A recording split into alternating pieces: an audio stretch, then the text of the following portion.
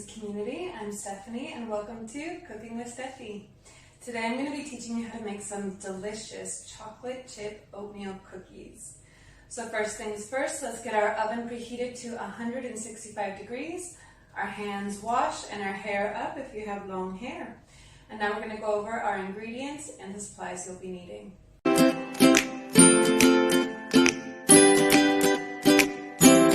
For ingredients today, we're going to be using unsalted butter at room temperature. It's very important that you have it at room temperature and not cold so it's easy to mix. And we're going to be using brown sugar and white sugar. I've measured them out into the same bowl as we're going to be mixing them at the same time as our butter. We're going to be using 2 eggs, 1 whole egg and 1 egg yolk. So I've included a second bowl to collect the egg whites so I can use the egg whites later on. We're going to be using pure vanilla. If you don't have pure vanilla, then you can use imitation vanilla. The taste isn't quite as good, but it'll do the job. We're going to have oats. I'm using a mixture of oats, raw oats. If you have just instant cooking, that'll work as well. We have some all-purpose flour, some salt, and then I have a mixture of both baking powder and baking soda. I've done 1 teaspoon of each. Now, if you don't have baking soda on hand, what you can do is for every teaspoon of baking soda is 4 teaspoons of baking powder. So for today's recipe, you would need 5 teaspoons of baking powder if you have no baking soda on hand. And last but not least, chocolate chips. Now, it's very difficult to come across chocolate chips here, so I just used a bar of chocolate and I've cut them up into chunks. I'm using 70% dark chocolate. If you want to use milk chocolate or white chocolate, it's up to you. Milk and white chocolate are a little bit sweeter, so I would use a little less quantity. Everything else needs to be very exact with your measurements because baking is a bit more of a science than just normal cooking. But with the dark chocolate, you can play around with the measurements. So if you don't want quite as much chocolate, you can do less chocolate. It's up to you and your liking. Now let's move on to our tools. So for our materials today, we're going to be needing 2 bowls, 1 large and 1 small bowl. The small bowl we're going to be using to mix our dry ingredients into before we incorporate them in with our wet ingredients. You're going to need a scale to measure everything out so we have an exact measurement. We're going to need a whisk as well as a spatula. Now, if your butter isn't soft enough to mix well, then you can cut it up with a butter knife or a normal knife into small pieces to make it easier to mix. And if you don't have a tablespoon or a teaspoon, you can substitute them with a soup spoon and then a small spoon.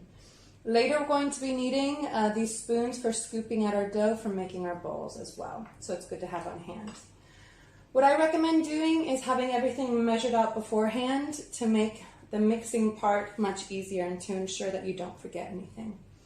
Now, last but not least, we're going to be needing our baking tray. I'm going to be using a silicone mat for baking, but if you don't have that, you can go ahead and use some parchment paper. That's to ensure that the cookies don't stick to the baking tray. So now that we have our materials covered, let's get started. Alright, to get started, we're going to take our small bowl and we're going to combine our all-purpose flour with our oats,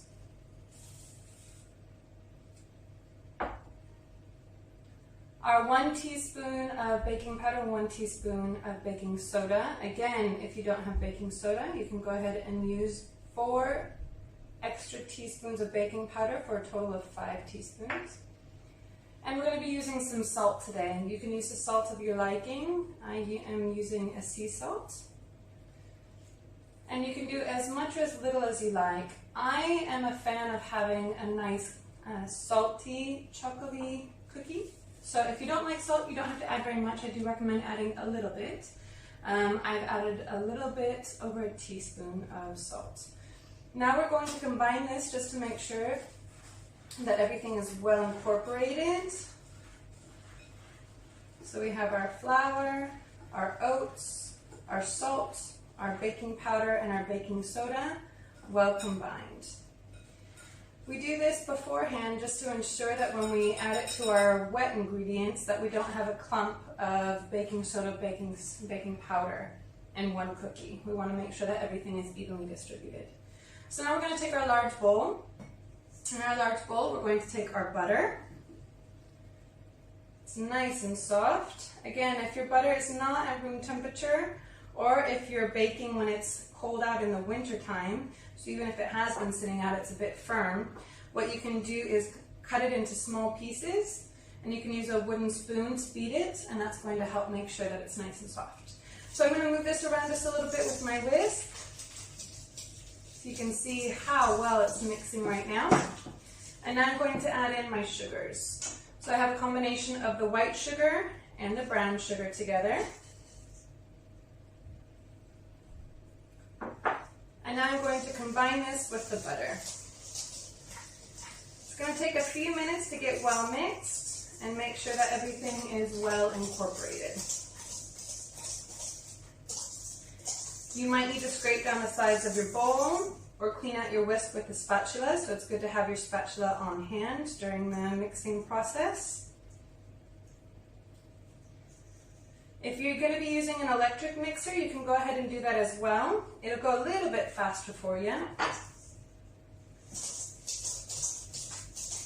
So here I'm just going to beat it for about another minute and make sure that the butter and the sugar is well incorporated. Alright, so now we have our butter and our sugars well combined, so we're going to be adding in our eggs. So first I'm going to be doing the whole egg. A little trick, a lot of people crack their eggs on the side of the bowl. It's actually much better to crack it on a flat surface, like I'm going to do here. So you have a flat crack here on the side of the egg, and now you can put your two thumbs and open up, and your egg goes in. This ensures that you don't get any egg shell in your mixture. So I'm going to be doing the same thing here, but now we only need the egg yolk. So I'm going to be passing the egg from each half of the shell back and forth to remove the egg white. And then I'm going to pass one more time, and we have our egg yolk. And so now I'm going to add that into our mixture. And we're going to mix this together. So you want to make sure that the egg is well combined.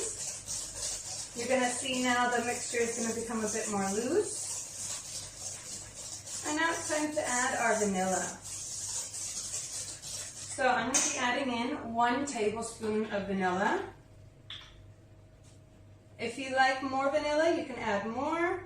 I don't recommend adding too much, or else it can become too overpowering of a taste. If you're not such a fan of vanilla, you can add just a touch, or if you don't have any vanilla at home and you have to skip it, that's no problem.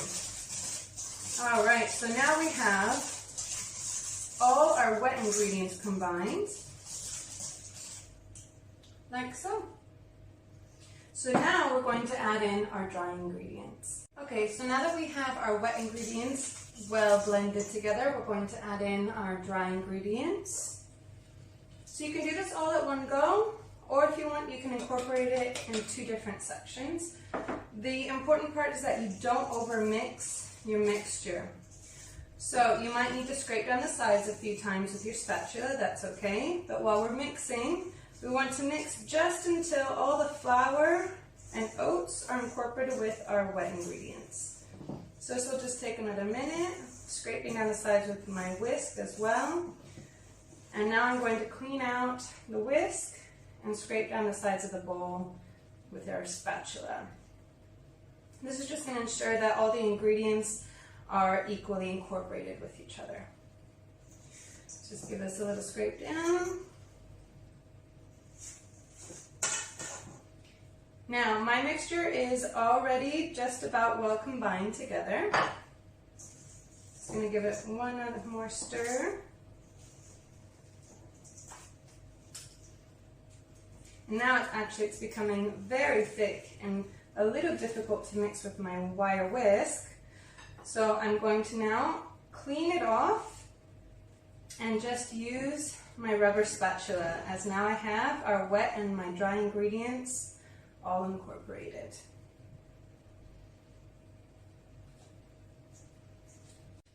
Alright, so now you can see I have my dry ingredients well incorporated with my wet ingredients.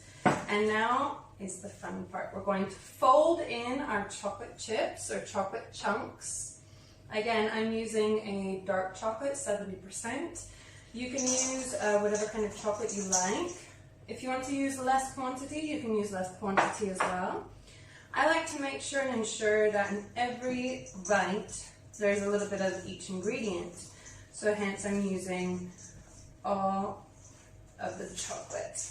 Now you can mix in a little bit and then decide if you want to add in less or more. It's up to your liking. Now what we're going to do is, instead of whisking or mixing more, we're just going to fold in our chocolate chips gently into the mixture. So that way we're not over mixing our batter. That's okay, it goes right back in, and now we're just going to give it 2 more stirs and we're all ready to go. Alright, so here we have our mixture. So now we're going to get our cookie sheet prepared and roll out some cookies. Alright, so now we're going to be using our spoons to measure out our cookie dough. We want to try and make sure that we get an even portion so that way all our cookies bake evenly. Now you can either just leave it like this, or you can put the dough into your hands and roll it into a nice little ball. So now this is going to be placed. We want to leave some space along the edges because the cookie will expand and spread. And we want to make sure that we leave space in between each of the cookies so that way they don't run into each other. For the first batch, I usually recommend doing a few less, just so you can see how they spread. So I'm going to be doing a total of maybe 6 for this batch. And then on the second batch, depending on how much they spread, I might be doing a few more or a few less. Now you can make them larger, say this big, if you're wanting a super mega cookie. So you can see how much I have in my hand here. It's quite large. Or you can be doing them about this size. That's going to give you a lot more cookies, and they'll also bake a little bit quicker as well. So I see I've accidentally added a bit more than my first one, but that's okay. So I'm just going to add a little bit more to make sure that they're all even.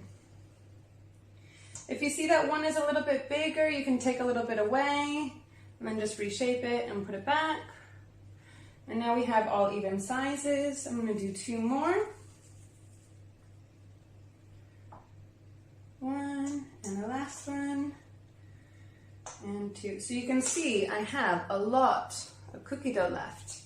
Now if you're just wanting a few cookies for right now, what you can do with the rest of your cookie dough is shape them and then freeze them. And they'll last in the freezer for about a month. And what's nice about that is if you have company over, or if you're just feeling like a sweet treat, then you can take out as many cookies as you like, defrost them, and then pop them in the oven and you have fresh baked cookies. So I'm going to go give my hands a quick wash, and then we'll get these cookies into the oven. Alright, I've got my alarm set for 12 minutes. I'm going to start it off with 12 minutes, but the cookies can go in for as long as 17 minutes. What you're looking for is for the cookie to expand and to become golden along the edges of the cookie. You don't want them too darkly brown, because the cookies will continue baking when you pull them out of the oven, because we need to let them cool a moment on the baking sheet before we transfer them to the wire rack.